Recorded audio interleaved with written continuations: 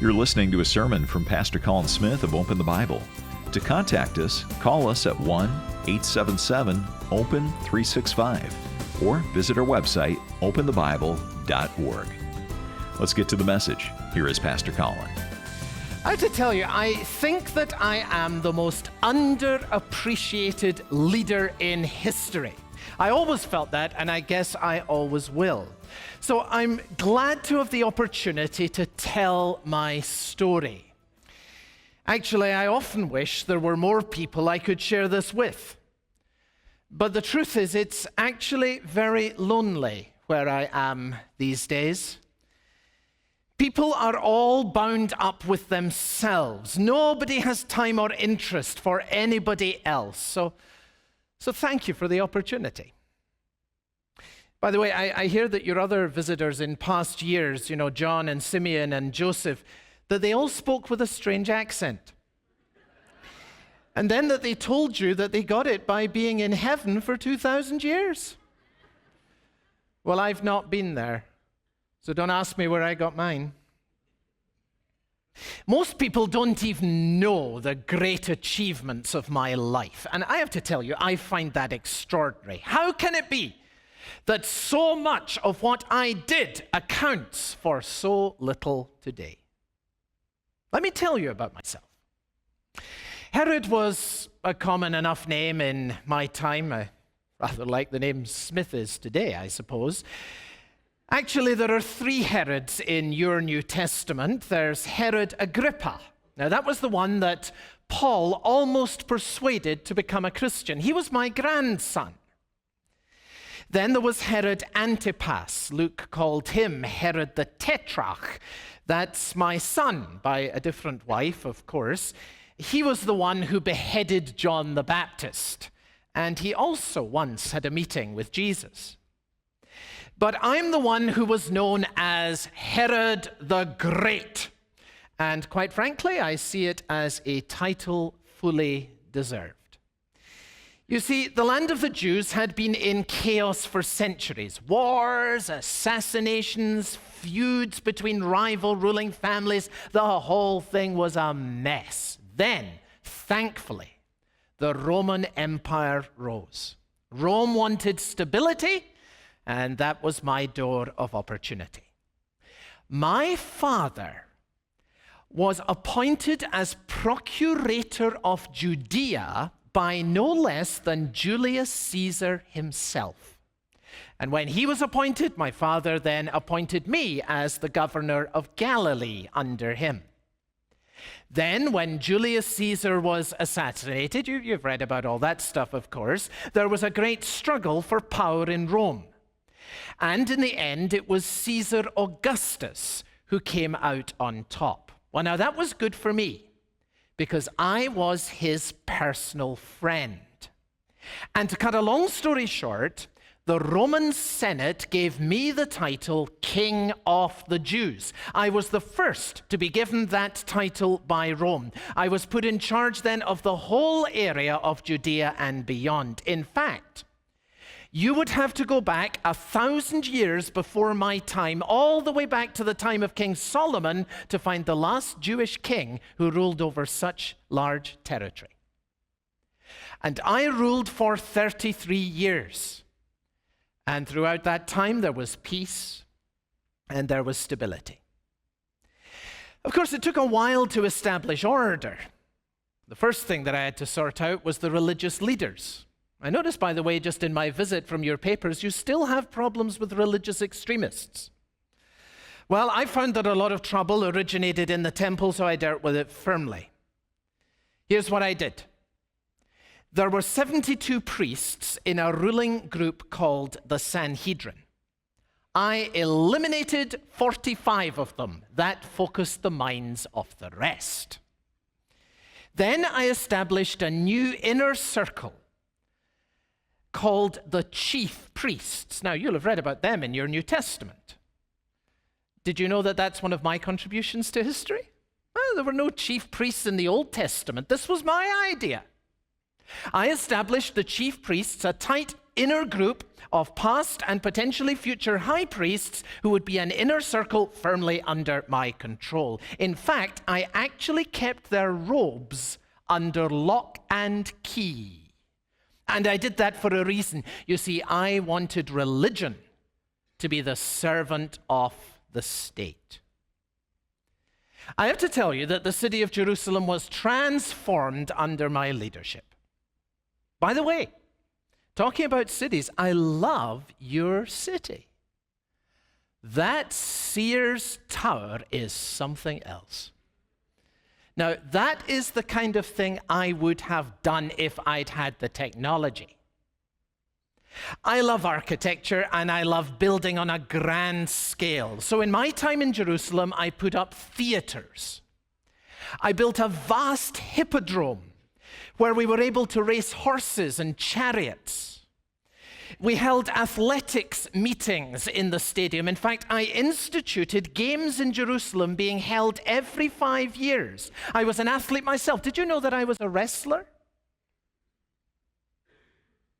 And after the athletes, we brought in gladiators. Then we brought in wild animals. I tell you, what a show. Then, of course, there was my palace. That building was admired for its 3 towers built of white stone that glistened in the brilliant sun. It was magnificent. And all this building, of course, meant that there was full employment, and full employment, along with peace and stability, meant it was great for the economy. And you would think that after all these achievements, I would be the most admired king in history. Some hope. I have never received the credit I deserve. Of course, a lot of it has to do with race. You see, I was an Arab, an Idumean, an Edomite. Somewhere back in history, our people, the Edomites, were conquered by the Jews, forcibly circumcised, and from that time onward, subsequent generations adopted their religion. And so I was a Jew by religion, but an Arab by race. I was also Greek by culture, and I was Roman by sympathy. So I was quite a mixture, you might say. I was feared, I was respected, but never loved. But late in my reign, I came up with an idea that I thought had the potential to change all of that. You see, all of my new building projects made the temple look really rather shabby. And you have to understand that for the Jewish people, the temple was the single most important building in their city. The original one was magnificent, built by Solomon. That was the pride of the city. But of course, after the city was destroyed and they came back from 70 years in exile, funds were tight, and so they were only able to put up something about half the size. Now, with all of my building redevelopment going on around, the temple was beginning to look rather down in the heel. And that's when I had my idea. I decided that my legacy would be a new temple on a grand scale, even bigger than the one built by Solomon. It would be known as Herod's Temple. It would, of course, win the hearts and the minds of the people, and it would stand out as one of the lasting wonders of the world. But my greatest achievement, of course, was to keep the peace. As long as I was in Jerusalem, there was very little trouble. The Romans were happy, and so there were no soldiers, no taxes, no foreign administrators, not in my day. I was the face of the Pax Romana, the Roman peace. I maintained order. But you know, as soon as I died, it all fell apart. My sons were hopeless. Didn't have the first clue about running a kingdom. So it wasn't long after I died before the Romans had to send in the army.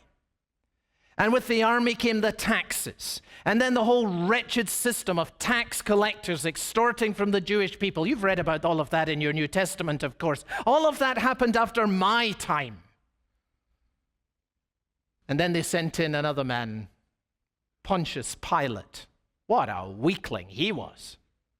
Why they chose him, I haven't the faintest idea. He couldn't make a decision to save himself. And I know that the story you want to hear from me is what happened when Jesus was born. And isn't that the strangest thing? That the one thing I am remembered for after all my achievements in life is my response to Jesus. As if that were more important than anything else I accomplished in all of my life. Anyway, it all started for me when I heard rumors that some foreigners had arrived in Jerusalem. It's a big city, but I had my means of keeping my fingers on the pulse. Information is power, and I always had plenty of it. The foreigners were peddling some story about someone who was born King of the Jews. Well, of course, that was the title that the Romans had given to me, so I was not too well pleased to hear that. The truth is that nobody in Jerusalem was pleased to hear that. These people had endured years of one leader after another claiming to have leadership and claiming to have authority, seizing power and the right to rule. Nobody wanted to go back to the instability of that. So I knew that we had a problem brewing. And I was determined that I would deal with it decisively. There are always elements in society, dissidents, looking for some cause to champion and upset the status quo. And besides, I was suspicious about all of these foreigners. I mean, why would foreigners with royal blood be so interested in coming to meet with a child supposedly claiming to be a future king? It was all very suspicious to me. So my first move was to call together my inner circle of the chief priests together with the teachers of the law. The central point in our religion, you will know this well, is that God had promised a deliverer. The Old Testament is full of these promises about one who was known as the Messiah. This was the central hope of all people. So I called in the scholars and I asked them, where is Messiah to be born? You see, that's how I think. Why study the Bible for yourself if you have professionals to do it for you? That's what I say. They didn't hesitate for a moment. Bethlehem in Judea, they said, and then they gave me chapter and verse. Apparently, a prophet by the name of Micah had talked about this 800 years before. But you, Bethlehem, in the land of Judea, you will by no means be the least, but out of you will come one who will shepherd my people, Israel. So that was clear. We had a location. The next question was to get a fix on the time. So for that, I invited the foreigners over to the palace. I told them that I had heard these stories about a royal child and that I wanted to take them into my confidence in this matter. Obviously, I said, if the Messiah has been born, he will have enemies. He will need to be protected, and I am in a position to give this protection. So I said, I also need to find him, and of course, if Messiah has come, I will want to worship him too. I gave them strict instructions to continue their search. After all, why should I bother to do it when they were already so enthusiastic? And I told them to report to me as soon as they found him. I emphasized the need for confidentiality, and I sent them on their way. And then just as they were leaving, I said, oh, by the way, the star that you mentioned, when did you first see it? Oh, they said it was about 2 years ago. And that gave me the bit of information that I really wanted from them. 2 years. See, now I had a time as well as a place. We were looking for a male child in Bethlehem under the age of 2. I had our people watch for the foreigners when they came back on their journey home through Jerusalem. But time passed and they were never seen. Eventually, I realized that I had been double-crossed, and that made me mad. I asked for an estimate as to how many children there would be under the age of 2 in Bethlehem. It was just a small town. And I was told probably a dozen, maybe 20, 30 at the most. So I called in the security people. I told them there was a threat to national security through a child under the age of 2 in Bethlehem. I told them to deal with the problem, which they did with their usual efficiency. And shortly after that, I died. That was 2,000 years ago. So I've had a lot of time to think. And I see now that I missed some things that should have been obvious. I mean, this business about the star, if it was true, then God's hand was in it. So in trying to rid the world of Jesus, I was actually fighting God. The truth is, I still am. Not because I want to, but because I cannot stop.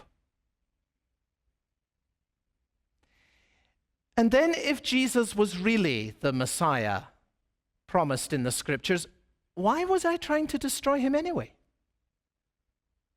Messiah is the light of all people, the hope of the world. Why was I fighting the one who could bring hope? Of course, my information on what happened since then is rather sketchy. So you probably know more about this than I do. But I have been told that he survived. That he was taken by his parents out of Bethlehem and hidden safely in Egypt. How they knew to take him out of Bethlehem at that time is quite beyond me. I have heard that 30 years later he began a public ministry. That he spoke as nobody else has ever spoken. That he performed miracles demonstrating the power of God touching this sorry world directly.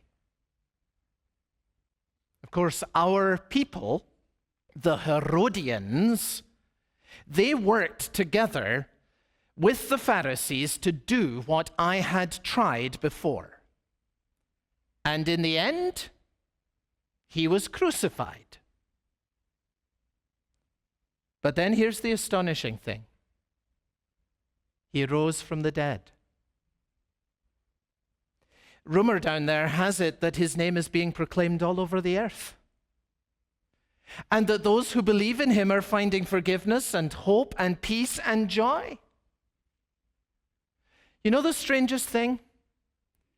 In 2,000 years down there, I have not yet met a single person who believes in him. There's a rumor that one day we will all see him and be brought to an account, though no one down there believes it yet.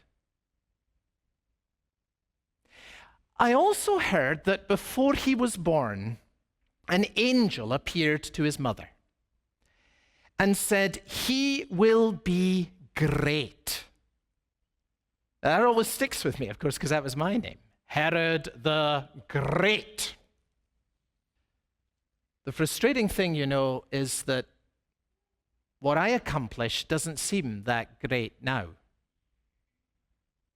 You know, I died before the temple was even finished. Actually, way before it was finished, because the work seemed to slow down after I died. You know, it took them another 60 years to complete the temple after I died. I mean, you think you have problems with slow working? When it was finished, it stood in all its splendor for just 8 years. And then the Romans razed it to the ground. They did not leave one stone on top of another. So much for my legacy to the world. So sometimes I really wonder what came of my life. There is no greatness in Herod, but there is in Jesus. I find myself thinking sometimes about something that Isaiah the prophet said about him. He will see of the fruit of the travail of his soul, Isaiah said about Jesus, and he will be satisfied. I wish with all my heart I could say that. And then I think about his name, Jesus. It means Savior, you know that. Apparently, an angel told Joseph, "You shall give him the name Jesus because he will save his people from their sins." I got to tell you, I never thought very much throughout my entire life about sins. Never gave it a thought. But now I live with my sins. I live in a world of anger and frustration and regret, and I cannot get out of it, and I cannot get it out of me. I can find no release. These things consume me. See, that's what happens when you die. Whatever is at the heart of you becomes the whole of you. Thing is, it could all have been so different. It's clear to me now that Jesus' mission was not to take over my throne. His kingdom is not of this world. What he could have done is made me a better king. He could have given me a different eternity. It seems from what I'm hearing that he has done that for millions of others already. And he's still doing it. You know, there is one verse in your Bible that really haunts me. You probably know it well. It's the one that says, "He came to his own, but his own received him not." See, that's my story. I was one of his own, and I did not receive him. Now I find myself like someone standing in the rain outside a large house filled with light and music where people are enjoying the party. I hear the music of sins forgiven, but I am outside and I cannot get in. He came to his own and his own received him not. But to as many as receive him, he gives the right to become children of God. Some of you, of course, already know far more about this than I ever will. But even I can see now that God was reaching out to every person in Jesus, and that those who welcome him enter into a new relationship with him that begins now and will continue into all eternity. It will change the nature of death. It will change the destiny that lies beyond for you. I could have welcomed him. I could have believed in him. I could have worshipped him. I could have been with him now. It's like all your life, he's reaching out to you. But then when you pass beyond death, he becomes beyond your reach. So I wish with all my heart that I could be where you are right now. And if I could be where you are right now, this is what I would do. I would say to him in simple faith, whatever this life is, take it. Make it what you want it to be. Make me one of your children and lead me into your everlasting life. By the way, I've been told that every one of those children whose lives were taken in Bethlehem are with him.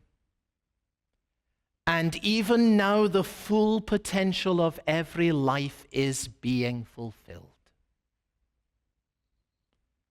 I've been told that there are already there more people than anyone could number, and that many, many more are coming. I hope you will be among them. It's too late for me. It is not too late for you.